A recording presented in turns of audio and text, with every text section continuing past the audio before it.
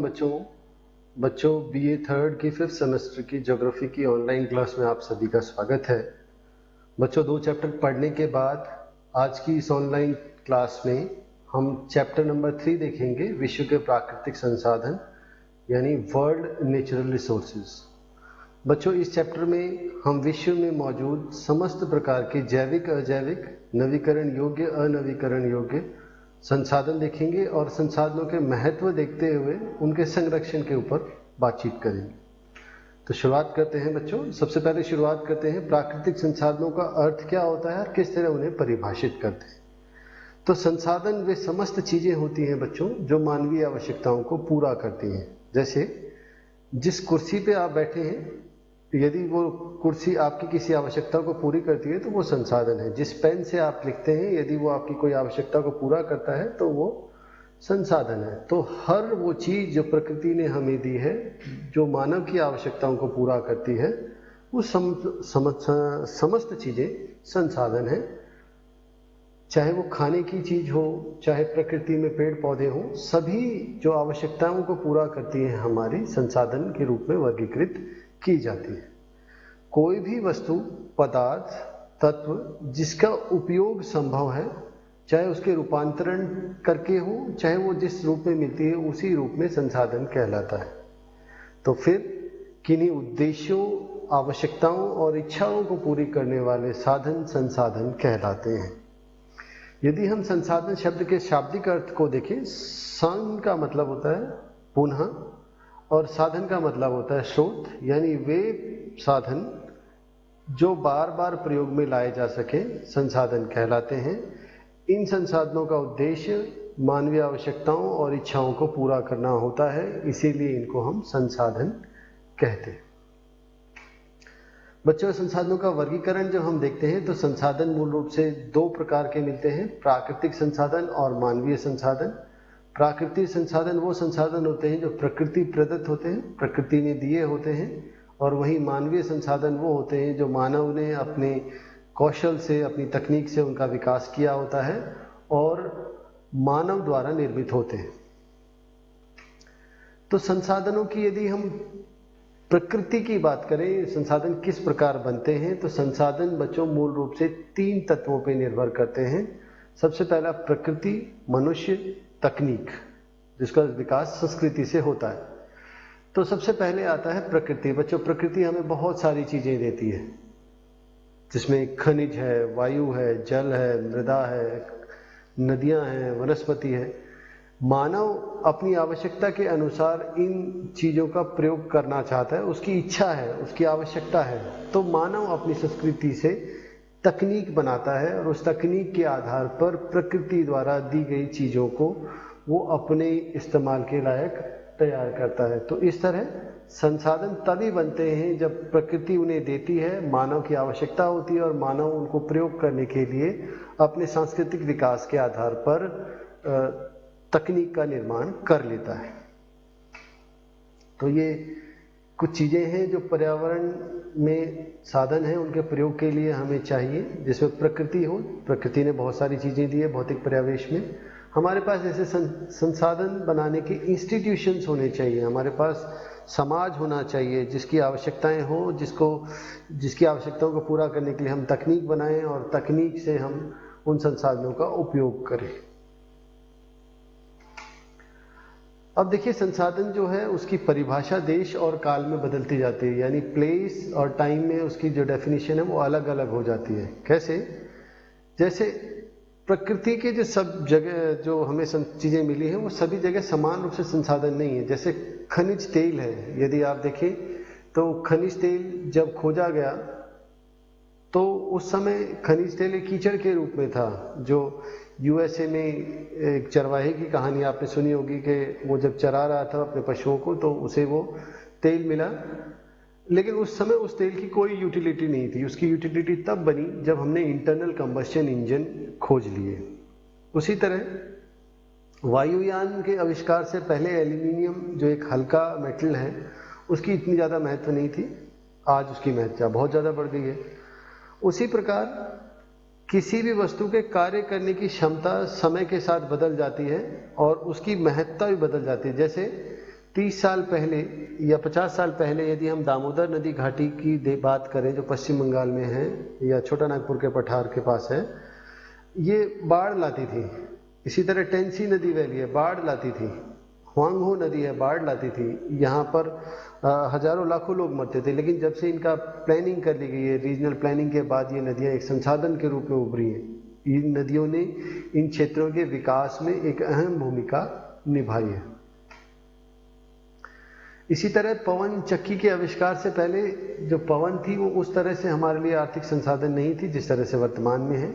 कोयला भी उद्योगों की खोज से पहले इस प्रकार का संसाधन नहीं था जिस प्रकार से आज है। उसी तरह जल से बने जल विद्युत और जो हमारे संसाधन हैं वो उस तरह से नहीं विकसित हो पाए थे, नहीं जाने जाते थे जिस तरह से जल विद्युत की खोज से पहले ये थे।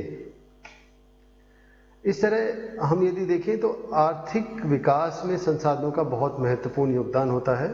साधारण तौर पर यदि देखें तो आर्थिक विकास में संसाधनों का सीधा महत्व है।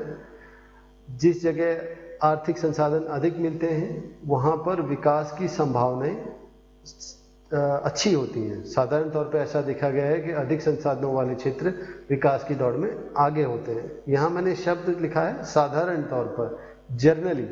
ऐसा जरूरी नहीं वास्तविकता में ऐसा हो, क्योंकि इसके बहुत सारे अपवाद हैं। ऊपर जो बात कही गई कि अधिक संसाधन वाले क्षेत्र जो हैं वो विकास की दौड़ में आगे हैं, तो इसके अपवाद हैं। जैसे अफ्रीका है जो संसाधनों से भरा पड़ा है, लेकिन तकनीकी और सांस्कृतिक विकास ना होने के कारण यहाँ विकास संभव नहीं हो पाया है। वहीं जापान है जहाँ पे संसाधन सीमित मात्रा में मिले और मिलते हैं, लेकिन वहाँ तकनीकी और कुशल मानवीय संसाधन के कारण उच्च विकास दर हासिल कर ली गई है। तो संसाधनों का विकास आर्थिक विकास के साथ जुड़ा हुआ है, लेकिन वो तभी महत्वपूर्ण हो पाता है जब तकनीकी और मानवीय कौशल उपलब्ध हो। अब यदि संसाधनों के वर्गीकरण की यदि बात करें तो सबसे पहले on the basis of origin, जब उनकी उत्पत्ति के आधार पर यदि देखें तो पहले है जैविक संसाधन, बायोटिक रिसोर्सेज। बायोटिक रिसोर्सेज वो होते हैं जिनमें जीवन मिलता है, जैविक घटकों से वो बने हैं, जिसमें मनुष्य है, जीव जंतु है, चरागाह है, वनस्पति है, जंगल है। इनमें प्रजनन करने की शक्ति होती है और नवीकरण योग्य हो जाते हैं ये, जिसके कारण काफ़ी हद तक संभावना रहती है कि समाप्त ना हो। यदि इनका समुचित उपयोग करें तो ये समाप्त नहीं होते हैं। वहीं अजैविक संसाधन वो होते हैं जो जड़ होते हैं, जिनमें जीवन नहीं होता, जिसमें खनिज, भूमि, मिट्टी, पवन, जल, सौर, ज्वारीय ऊर्जा, भूतापीय ऊर्जा वो होते हैं जो अजैविक संसाधन है। अजैविक संसाधनों के प्रजनन करने की शक्ति नहीं होती और ये नवीकरण योग्य भी हो सकते हैं और अनवीकरण योग्य भी हो सकते हैं, समाप्त भी हो सकते हैं। इसी प्रकार यदि हम आगे चलें तो उद्देश्य के आधार पर भी संसाधनों को बहुत भागों में बांटा जाता है। जैसे ऊर्जा शक्ति देने वाले संसाधन या ऐसे संसाधन जो ऊर्जा के संसाधन नहीं हैं।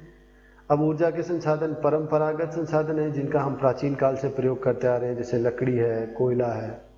वहीं नवीन संसाधन या गैर परंपरागत संसाधन वो होते हैं जिनका हमने अभी अभी प्रयोग करना सीखा है, जैसे परमाणु ऊर्जा का, सौर ऊर्जा, पवन ऊर्जा, ज्वारीय ऊर्जा, भूतापीय ऊर्जा। ये सभी ऊर्जा के गैर परंपरागत साधन हैं।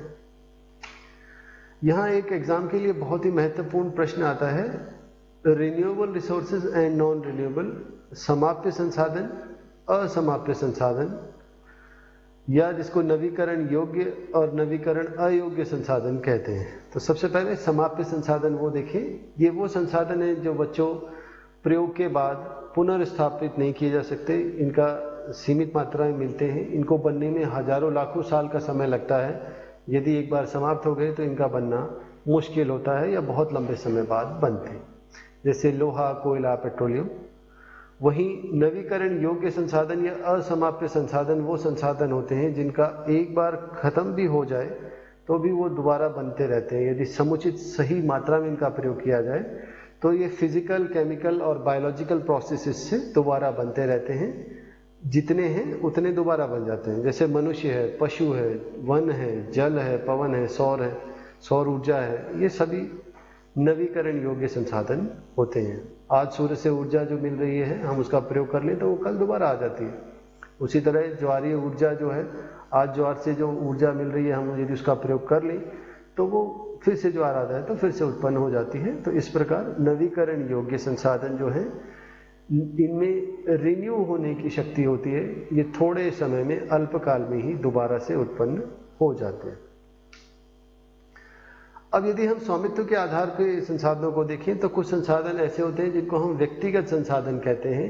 ये संसाधन वो संसाधन होते हैं जिसमें किसी एक परिवार या एक संस्था का स्वामित्व होता है, किसी इंडिविजुअल का स्वामित्व होता है, जिसमें मकान, भूमि, नकदी, इस तरह की चीजें आती हैं। वहीं राष्ट्रीय संसाधन वो संसाधन होते हैं जिसमें एक राष्ट्र का अधिकार होता है, जिसमें जनसंख्या, खनिज, वन, जल, पवन, जो एक देश की राजनीतिक सीमाओं के बीच में आते हैं। वहीं कुछ संसाधन ऐसे हैं जिन पे पूरे विश्व का अधिकार है, जैसे मानव की समृद्धि, उन्नति, कल्याण। ये संसाधन वो हैं जो अंतर्राष्ट्रीय संसाधन या विश्व संसाधन कहलाते हैं।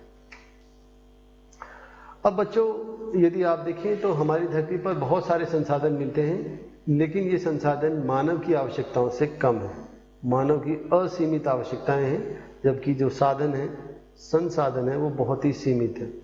इसीलिए हमारे पास जो भी संसाधन धरती पे उपलब्ध हैं, उनके समुचित और सही उपयोग को बढ़ावा दिया जाता है, जिसको हम संसाधनों का संरक्षण कहते हैं। हम संसाधनों का इस प्रकार प्रयोग करें कि उनका नुकसान ना हो, हमारी आने वाली पीढ़ी के लिए भी वही संसाधन बचे रहें जो आज हम प्रयोग में कर रहे हैं। यही नैतिक जिम्मेदारी जो है हमें सिखाती है कि संसाधनों का संरक्षण किस प्रकार किया जाता है। तो संसाधनों का संरक्षण एक ऐसी गतिविधि है जिसमें हम संसाधनों को विनाश से रोकें, ताकि संसाधन जो है बचे रहें। आज जिस मात्रा में है, आज जो उनके गुण हैं, वही हम गुणवत्ता, वही मात्रा जो है आने वाली पीढ़ी को दे दें। परंतु यहाँ संसाधन के संरक्षण से अभिप्राय ये नहीं कि हम उनका प्रयोग ही बंद कर दें।